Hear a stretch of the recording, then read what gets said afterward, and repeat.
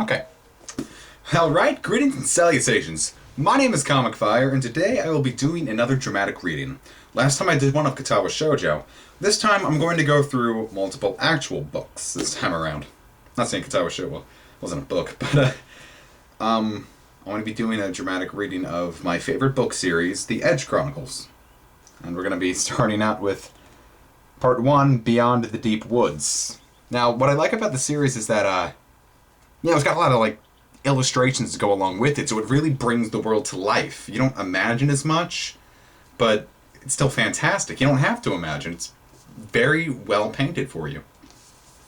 So let's begin reading. Each episode will last about 30 minutes. And here we have a map of the edge, if you can see that. Maybe I should turn on the light. Wonderful.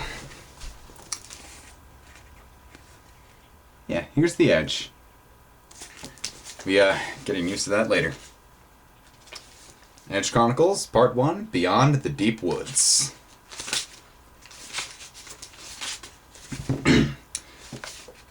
Introduction. Far, far away, jutting out into the emptiness beyond like the figurehead of a mighty stone ship, is the edge. A torrent of water pours endlessly over the lip of the rock at its overhanging point. The river here is broad and swollen, and roars as it hurls itself down into the swirling, misty void below. It is difficult to believe that the river, like everything else that is large and loud and full of its own importance, might have ever been any different. Yet the origins of the Edgewater River could scarcely be humbler. Its source lies far back inland, high up in the dark and forbidding deep woods. It is a small bubbling pool which spills over as a trickle and down along the bed of sandy gravel, a little wider than a piece of rope. Its insignificance is multiplied 1,000-fold by the grandeur of the deep woods themselves. Dark and deeply mysterious, the deep woods is a harsh and perilous place for those who call it home, and there are many who do.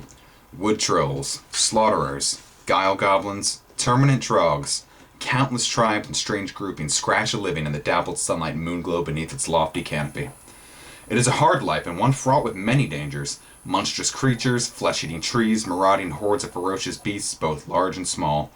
Yet it can also be profitable, for the succulent fruits and buoyant woods which grow there are highly valued. Sky pirate and merchant leaguesmen vie for trade and battle it out with one another, high up above the endless ocean-green treetops. With the clouds descend, there lie the edgelands, a barren wasteland of swirling mist, spirits, and nightmares. Those who lose themselves with the edgelands face one of two possible fates. If you have a Safeway near you, you should really get this refreshed water, sparkling water. It's delicious. The lucky ones will stumble blindly to the cliff edge and plunge to their deaths. The unlucky ones will find themselves in the twilight woods. Bathed in their never-ending golden half-light, the twilight woods are enchanting, but they are also treacherous. The atmosphere there is heady, intoxicating. Those who breathe it for too long forget the reason why they ever came to the twilight woods, like the lost knights on long-forgotten quests who would give up on life, if only life would give up on them. On occasions, the heavy stillness is disturbed by violent storms which blow in from beyond the edge. Drawn to the twilight woods like iron filings to a magnet, like moths to a flame, the storms circle the glowing sky, sometimes for days at a time. Some of the storms are special. The lightning bolts they release create stormthrax, a substance so valuable that it too, despite the awful dangers of the twilight woods, acts like a magnet, like a flame to those who would possess it. At its lower reaches, the twilight woods give way to the mire. It is a stinking, polluted place, rank with the slurry from the factories and foundries of Undertown, which have pumped and dumped their waste so long that the land is dead. And yet, like everywhere else on the edge, there are those who live here. Pink-eyed and bleached as white as their surroundings, they are the rummagers, the scavengers. A few serve as guides, steering their charges across the desolate landscape of poisonous blowholes and sinking mud, before robbing them blind and abandoning them to their fate. Those who do make their way across the mire find themselves in a warren of ramshackle hovels and rundown slums which straddles the oozing Edgewater River. This is Undertown. Its population is made up of all the strange peoples, creatures, and tribes of the Edgeworld crammed into its narrow alleys. It is dirty, overcrowded, and often violent. Yet Undertown is also the center of all economic activity, both above board and underhand. It buzzles, it buzzes, it bustles, it bristles with energy. Everyone who lives there has a particular trade, with its attendant league and clearly defined district. This leads to intrigue, plotting, bitter competition, and perpetual disputes. District with district, league with league, tradesman with rival tradesman. The only matter which unites all those in the League of Free Merchants is their shared fear and hatred of sky pirates, who dominate the skies above the edge in their independent boats and prey off any hapless merchant whose path they cross. At the center of Undertown is a great iron ring to which a long and heavy chain, now taut, now slack, extends up into the sky. At its end is a great floating rock. Like all the other buoyant rocks at the edge, it started out in the stone gardens, poking up out of the ground, growing, being pushed up further by new rocks growing beneath it and becoming bigger still. The chain was attached when the rock became large and light enough to float up into the sky. Upon it, the magnificent city of Sanctifrax had been constructed. Sanctifrax, with its tall, thin towers connected by viaducts and walkways, is a seat of learning. It is peopled with academics, alchemists, and apprentices, and furnished with libraries, laboratories, and lecture halls, refectories, and common rooms. The subjects studied there are as obscure as they are jealously guarded, and, despite the apparent air of fusty, bookish benevolence, Sanctifrax is a seething cauldron of rivalries, plot and counterplot, and bitter faction fighting. The Deepwoods, the Edgelands, the Twilight Woods, the Mire, and the Stone Gardens. Undertown and Sanctifrax, names on a map. Yet behind each name lie 1,000 tales. Tales that have been recorded in ancient scrolls. Tales that have been passed down the generations by word of mouth. Tales which even now are being told. What follows is but one of those tales. Of the Abyss. It's sweet, which makes my mouth water and harder to read. Chapter 1. I really shouldn't just show you because it's reversed. Chapter 1. The Snatchwood Cabin. Snatch. Wood. Like sex. No. I should really stop doing that. Twig sat on the floor between his mother's knees and curled his toes in the thick fleece of the tilder rug. It was cold and draughty in the cabin. Twig leaned forwards and opened the door of the stove. "I want to tell you the story of how you got your name," his mother said. "But I know that story, mother mine," Twig protested. Spelled aside, Twig felt her warm breath on the back of his neck, and she smelled the pickled tripweed she had eaten for lunch. He wrinkled his nose.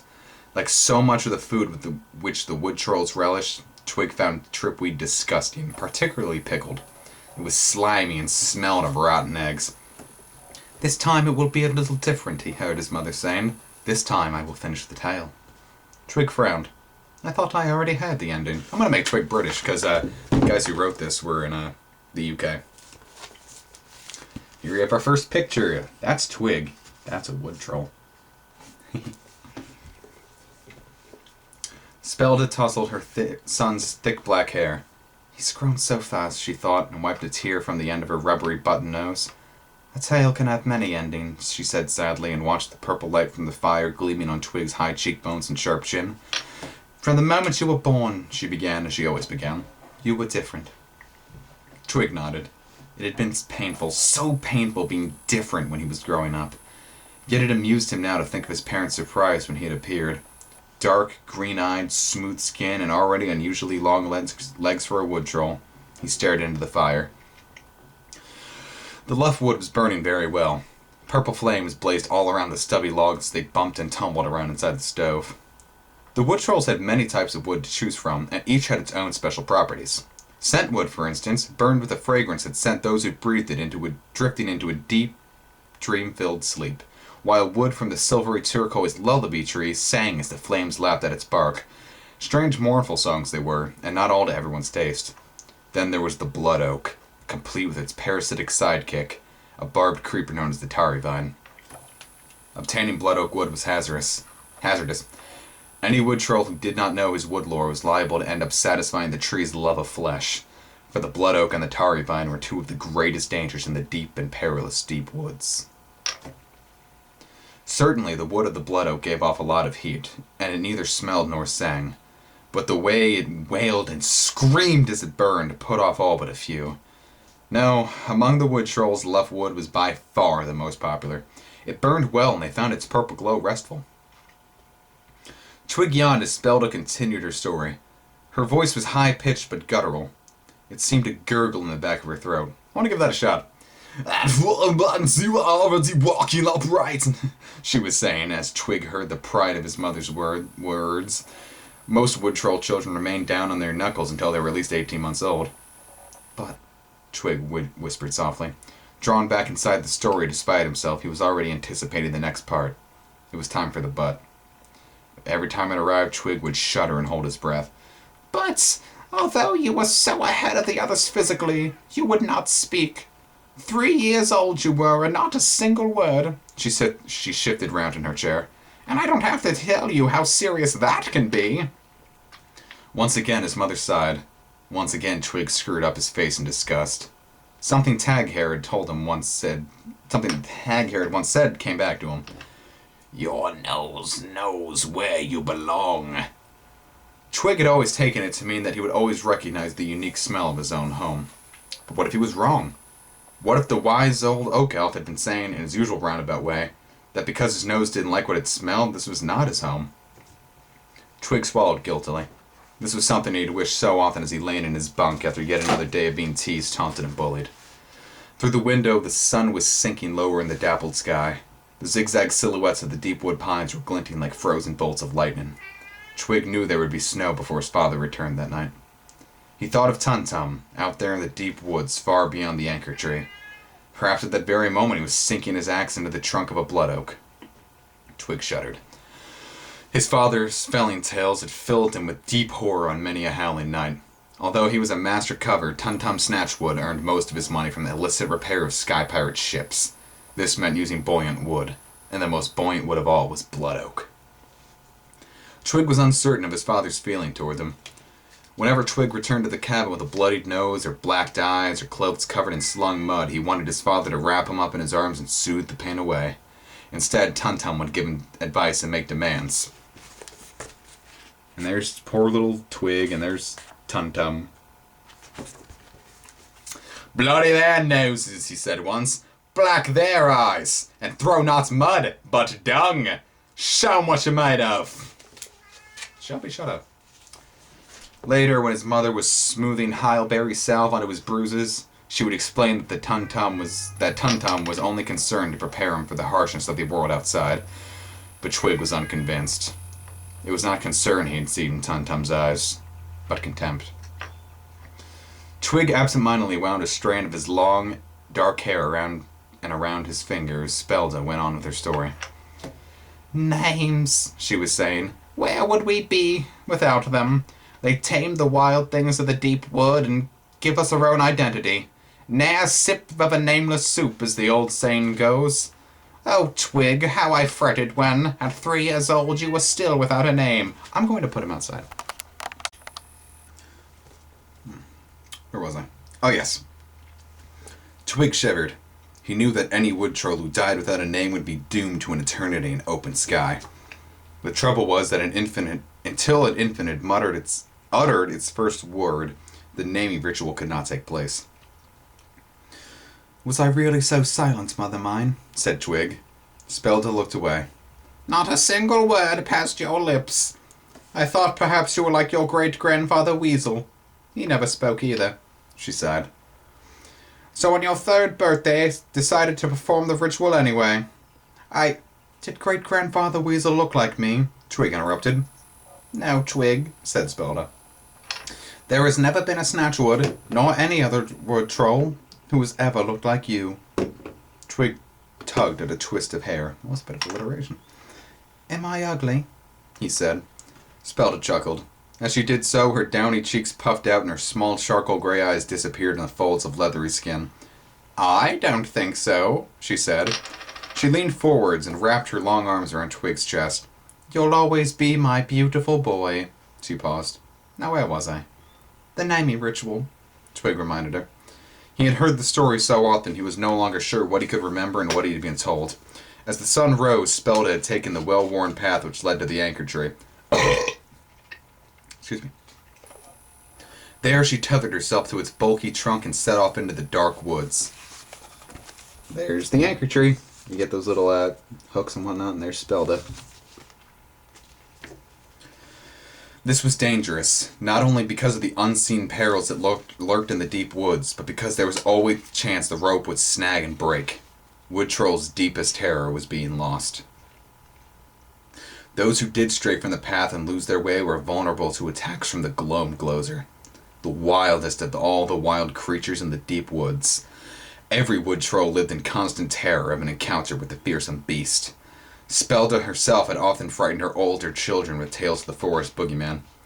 "If you don't stop being such a naughty wood troll," she would say, "the Gloamglozer will get you."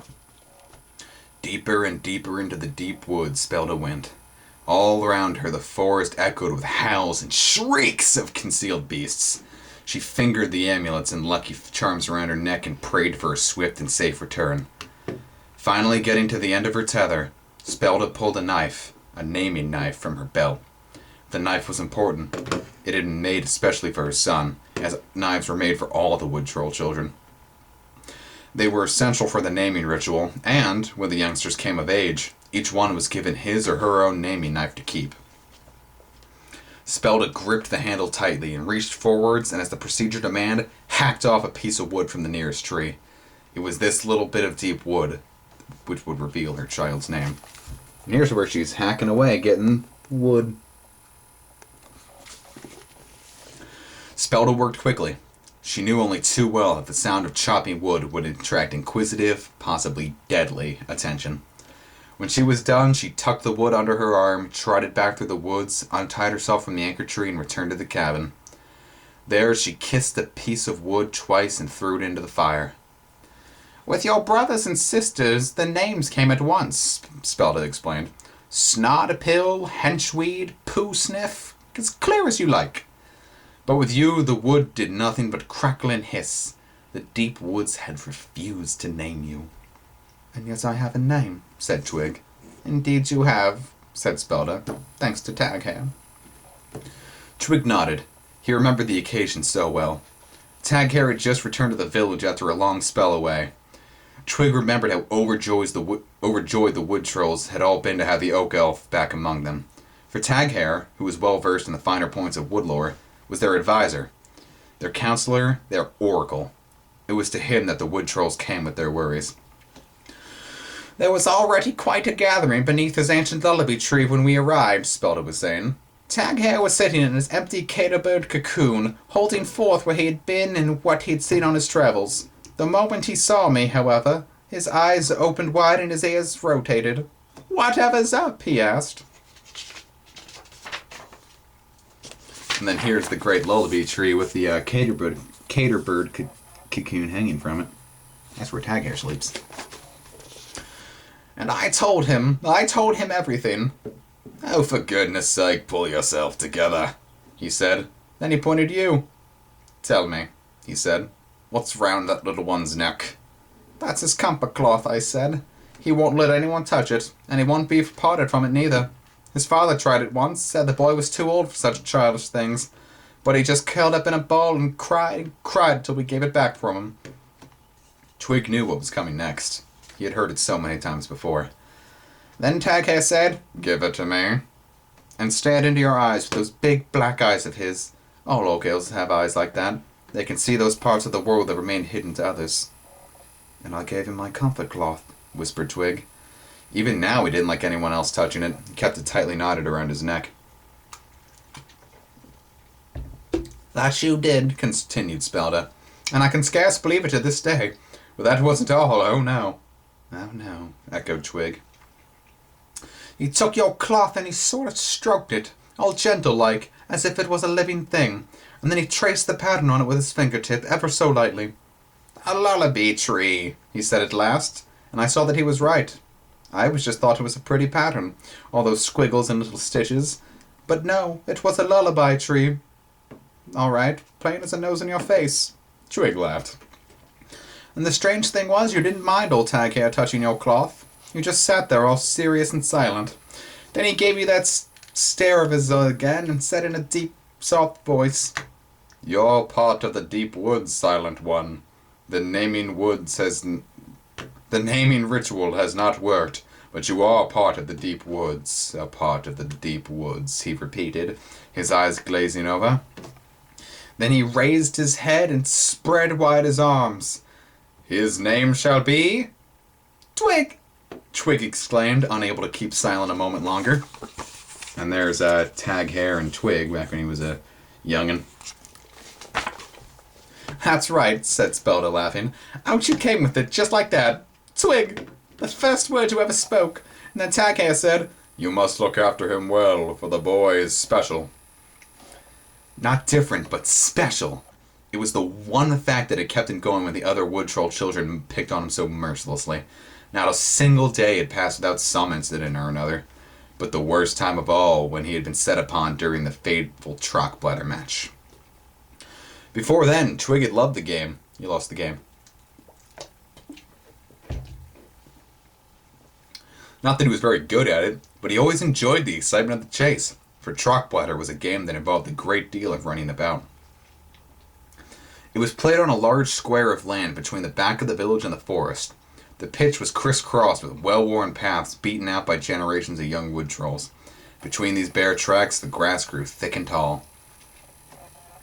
The rules of the game were simple. There were 2 teams with as many wood trolls on each side as wanted to play. The aim was to catch the Trock Bladder, the bladder of a hamel horn stuffed with dried trock beans, and run 12 paces, calling out the numbers as you went. If you managed that, you were allowed a shot at the central basket, which could double your score.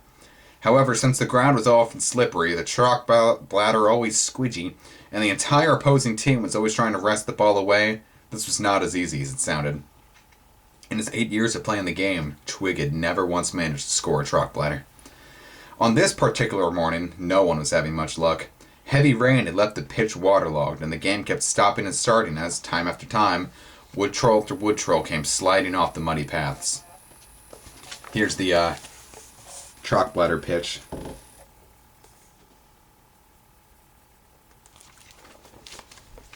It wasn't until the 3rd quarter that the Trock Bladder landed near enough to Twig for him to cease and start running.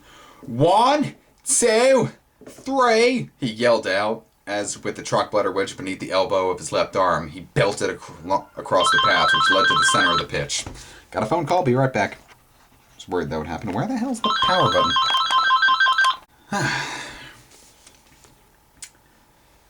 The nearer to the basket you were when you reached 12, the easier it was to score. 4, 5. In front of him, half a dozen members of the opposing team were converging on him. He darted down a path to the left. His opponents chased after him. 6, 7. To me, Twig! To me! Various members of his own team called out, Pass it! But Twig didn't pass it. He wanted to score. He wanted to hear the teammates' cheers, to feel their hands slapping him on the back. For once, he wanted to be the hero. And haven't we all wanted to be the hero at one point? 8, 9. He was completely surrounded. Pass it to me! He had. It was hot or gruff, calling from the far side of the pitch. Twig knew that if he had chucked the ball to him now, his friend would have a good chance of scoring for the team. But that was no good. You remembered who scored, not the one who would set the goal up. Twig wanted everyone to remember that he had scored. He paused. Half of the opposing team were almost upon him. He couldn't go forwards. He couldn't go back. He looked round at the basket. So near and yet so far. And he wanted that goal. He wanted it more than anything. All at once, a little voice in his head seemed to say, But what's the problem? The rules say nothing about sticking to the path. Twig looked back towards the basket and swallowed nervously. The next instant, he did what no wood troll had ever done before. He left the path. The long grass whipped at his bare legs as he loped towards the basket. 10, 11, 12, he screamed, and dunked the bladder right through the basket. Trock Bladder, he cried and looked around happily. A 24-pointer! I scored a trock... He stopped. The wood trolls on both teams were glaring at him. There were no cheers. No slaps on the back. You've stepped from the path, one of them shouted. No one steps from the path, cried another. But, Twig stammered. There's nothing in the rules that say... But of course, the other wood trolls were not listening. They knew the rules didn't mention keeping to the paths, But then again, why should they? In Chalkbladder, as in their lives, the wood trolls never ever strayed from the path. It was a given. It was taken as read. It would have made as much sense for them to have a rule telling them to stop breathing. All at once, as if by some prearranged signal, the wood trolls fell on Twig. "You lanky weirdo!" they cried as they kicked him and punched him. "You hideous, gangly freak!" A sudden fiery pain tore through Twig's arm. It felt as if it had been branded. He looked up to see a wodge of his smooth flesh being viciously twisted by a handful of hard spatula fingers. Poor Twig's getting his shit pushed in by a bunch of wood trolls. "Hottergruff," Twig whispered. The Snatch Woods and the Gropenots were neighbors. He and Hottergruff had been born within a week of each other, and they grew up together. Twig had thought they were friends. Hottergruff sneered and twisted the skin round still further. Twig bit into his lower lip and fought back the tears. Not because of the pain of his arms, that he could bear, but because Hottergruff had now also turned against him. And as Twig stumbled home, battered, bruised, and bleeding, it was the fact that he had lost his only friend that hurt most. Now, because he was different, he was also alone. "Special," said Twig and snorted. "Yes," said Spelda. "Even the Sky Pirates recognized that fact when they saw you," she added softly. "That is why your father," her voice faltered, "that is why you must leave home." Twig froze. Leave home? What did she mean? He spun round and stared at his mother, and she was weeping. "I don't understand," he said. "Do you want me to go?" "Of course I don't, Twig," she sobbed. "But you'll be 13 in less than a week. An adult. And what will you do then? You cannot fell wood like your father. You're not built for it. And where will you live? The cabin is already too small for you, and now that the Sky Pirates know about you." Twig twisted the knot of hair round and round his finger. 3 weeks earlier he had gone with his father far into the deep woods where the wood trolls felled and fashioned the woods they sold to the Sky Pirates. Whereas his father could walk upright beneath the lowest branches, Twig had to stoop. And even that wasn't enough. Time and again he knocked his head until his scalp had become a mass of angry red grazes. In the end, Twig had no option but to crawl on his hands and knees to the clearing. "Our latest felling recruit," Tum-Tum had said to the Sky Pirate in charge of delivering that morning. The pirate glanced over at his clipboard and looked Twig up and down. "It looks too dull," he said, and went back to his paperwork. Twig stared at the Sky Pirate. Tall and magnificent, tall and upright, he looked magnificent with his tricorn hat and tooled leather breastplate, his periwigs and waxed side whiskers. His coat was patched in places, but was with its ruffs, tassels, and I'm going to show you a picture before we go on. That's that Sky Pirate. Keep it in mind. Golden buttons and braid, and none the less splendid for that. Each of the numerous objects that hung from special hooks seemed to shout of adventure. Twig found himself wondering who the Sky Pirate had fought with that cutlass, with its ornately jeweled hilt, and what had caused the nick in its long, curved blade. He wondered what marvels the Sky Pirate had seen through his telescope, what walls he had scaled with the grappling irons, what distant places his compass had led him to. Suddenly, the Sky Pirate looked up again. He caught Twig staring at him and raised a quizzical brow. Twig stared at his feet. "Tell you what," said the Sky Pirate to Tum-Tum.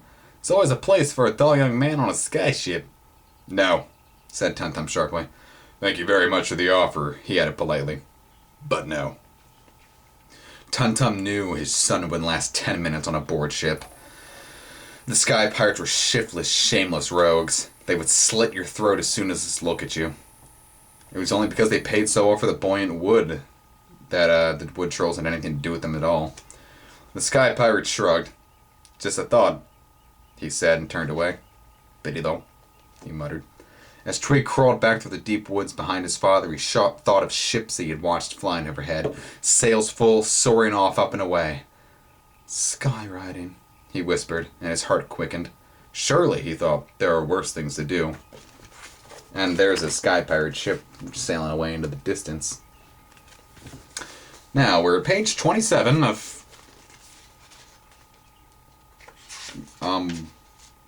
like 280 pages. I'm going to do this series about once a week. Maybe more if you guys like it. Tell me what you think about it if you actually stayed all the way to the end of this. If you like it, I'll do more frequent uploads, maybe like an extra Sunday upload, or who knows.